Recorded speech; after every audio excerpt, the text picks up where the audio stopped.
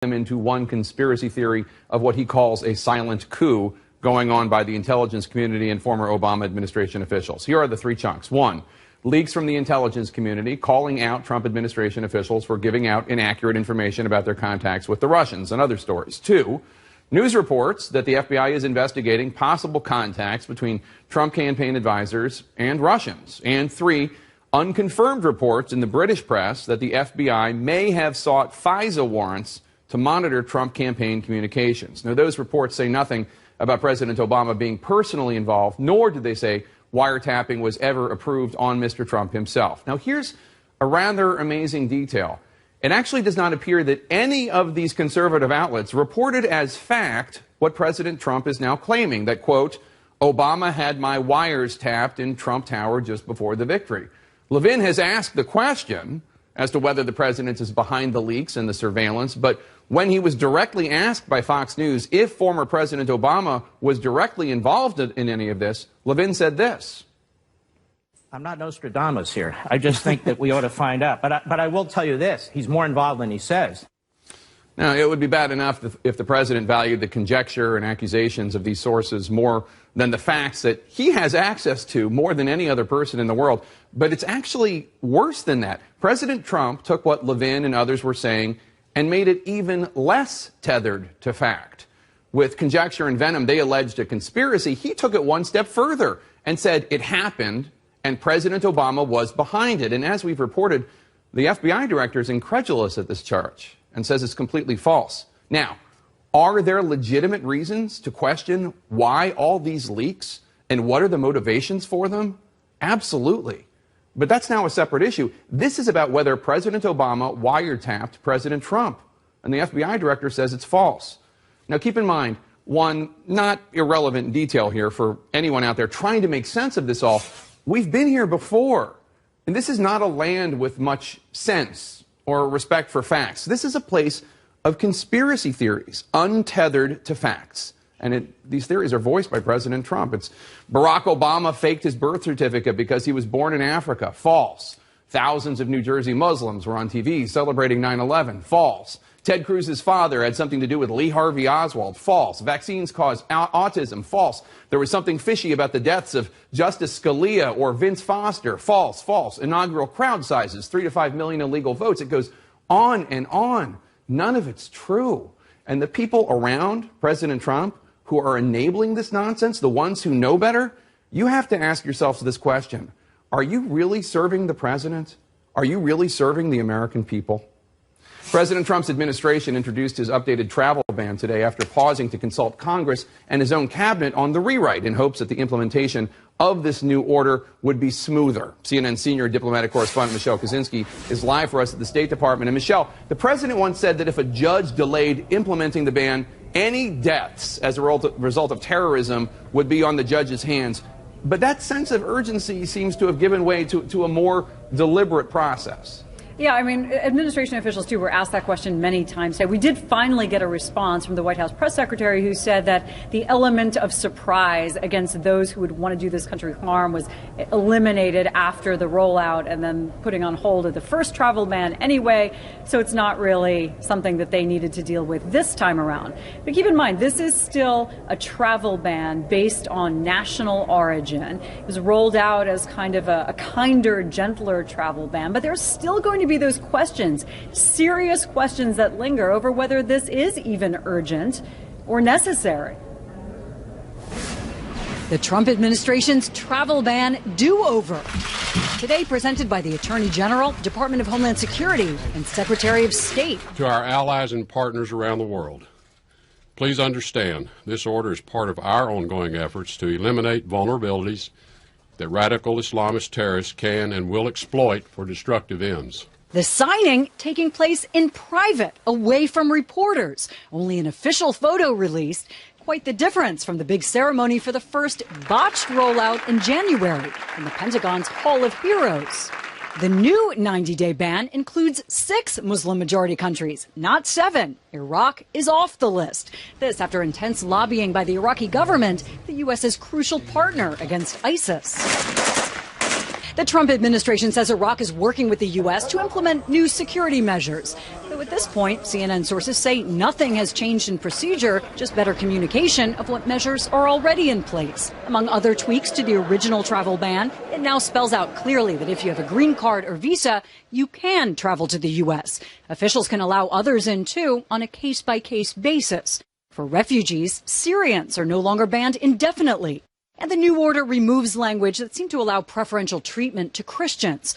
The refugee program will still be on hold for 120 days, and the total number of refugees for this fiscal year is capped at 50,000, instead of the 110,000 the Obama administration had raised it to. This executive order responsibly provides a needed pause.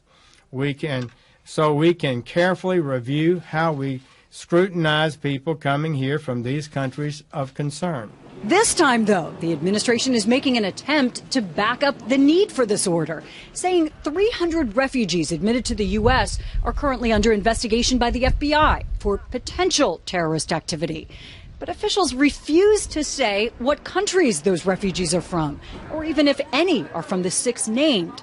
And a recent Homeland Security assessment showed that most foreign-born extremists in the U.S.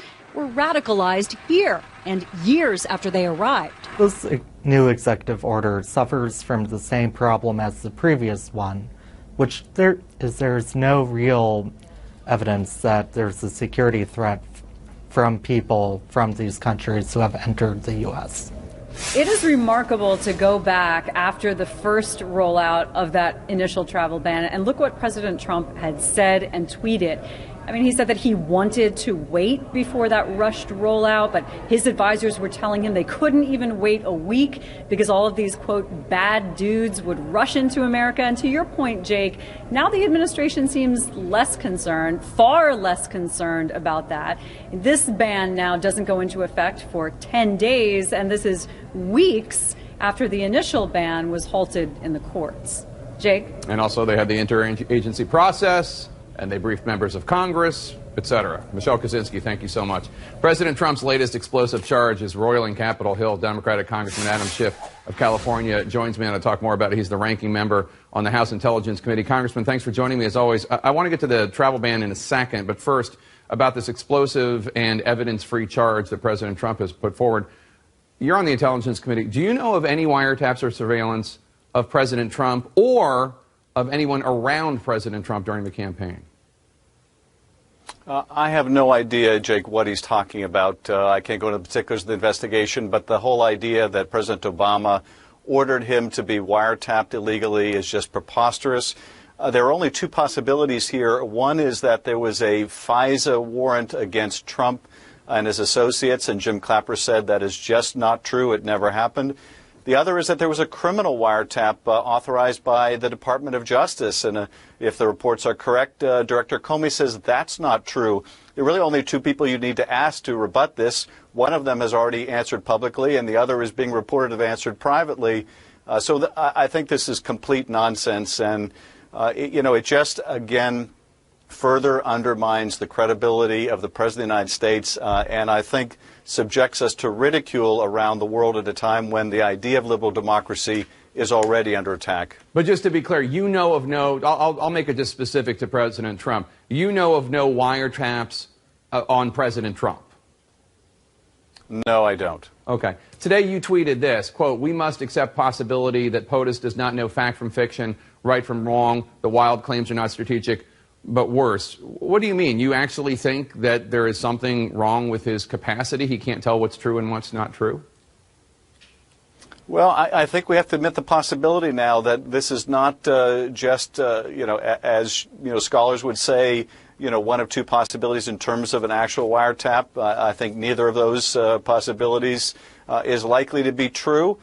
Then you have the idea that many have put forward that he's very cleverly, strategically trying to distract us. That's possible, but it's also possible that he can't tell the difference between a Breitbart story and reality. That's, I think, the most frightening prospect of all. But at this point, you have to ask, is it possible he really believes millions of people who came here undocumented voted in the election?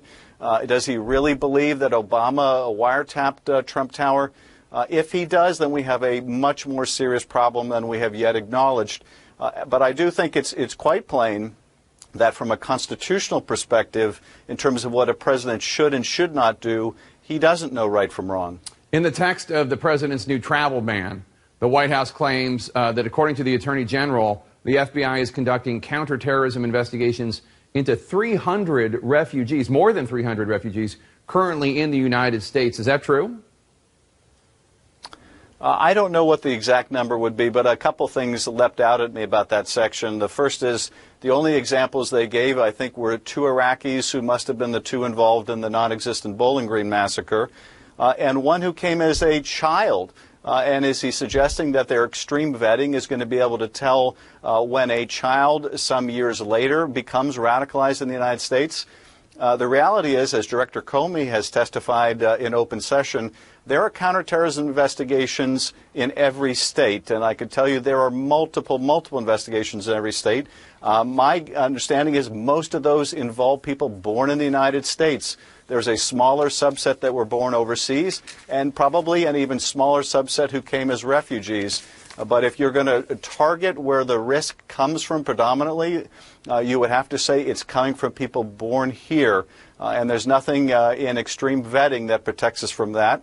And I think to the degree that the president is singling out one faith here, he's likely to exacerbate the chance that we have more radicalization in the U.S., not less. Congressman Adam Schiff, thank you so much. Appreciate it, sir. North Korea launching 4 successful missiles in what NATO is calling a, quote, especially provocative move. This time the missiles came dangerously close to land. Now a U.S. official is warning a nuclear test by North Korea could be next. Stay with us. CNN's coverage of the first 100 days is brought to you by America's Beverage.